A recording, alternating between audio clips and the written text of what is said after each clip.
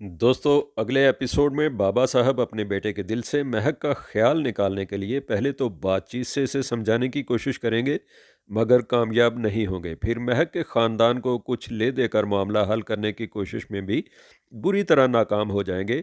Story के मुताबिक software update होने के बाद एहसन ने गमगीन और आंसू भरी निगाहों के साथ घर वापस आकर महक को बता दिया कि मैं तुमसे निकाह नहीं कर सकता। इस तरह से एक मामला जो शमशेर और महक के दरमियान चल रहा है, इसमें से एहसन निकल गया।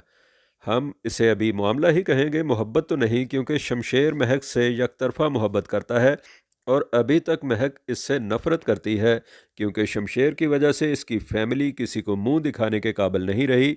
ऐन निकाह के वक्त शमशेर का महक के दुल्हा एहसन को उठाकर ले जाना महक और इसकी फैमिली के लिए ये कम बेइज्जती की बात तो नहीं। ऐसे वाक़यात यंग जनरेशन पर बुरे असरात छोड़ते हैं, तो इसलिए please don't try this at home. इसलिए इस ड्रामे को महज एक एक्शन फिल्म की तरह एंजॉय करना चाहिए, क्योंकि इसमें दिखाए गए हालात व वाक़यात मौजूदा उमूमी माशरती मिजाज से मुताबिकत नहीं रखते। ऐसा जागीरदारी और वडेरा शाही निज़ाम अब तकरीबन दम तोड़ चुका है।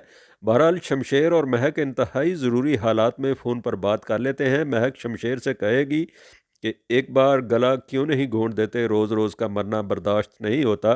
तो शमशेर कहेगा कि बहुत चाहता हूँ मैं तुझे। दोस्तों, इंसान कितना ही ताकतवर क्यों ना हो, इसे मोहब्बत के आगे बहरहाल कुर्बानियाँ देना पड़ती हैं। शमशेर के ख़ानदान में भी ऐसी मोहब्बत बगावत समझी जाएगी और बगावत सबसे बड़ा जुर्म होता है। शमशेर के बाबा साहब पहले तो इसे बातचीत से समझाने की कोशिश करेंगे कि मिडिल क्लास के लोग महक जैसी लड़कियों को तुम जैसे दौलतमंद लड़कों को फंसाने के लिए इस्तेमाल करते हैं। दौलत हासिल करने के लिए ये शॉर्टकट तरीका है। लेकिन बाबा साहब इसे समझाने में नाकाम हो जाएंगे। फिर इसकी वालिदा इसको समझाने की कोशिश करेगी कि महक जैसी राह चलती लड़की तुम्हारे जैसे ख़ानदानी लड़के के शायान शान नहीं होती।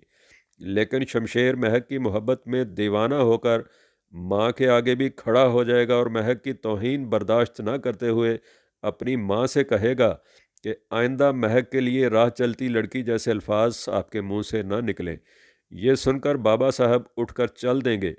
अब बाबा साहब मोहब्बत को भी कारोबारी जहनीत से हल करने की कोशिश करेंगे और अपनी बेगम को चेक देकर फरवा के साथ महक के घर वालों के पास भेजेंगे कि अगर कुछ ले देकर मामला हल होता है तो इससे अच्छी बात और क्या हो सकती है।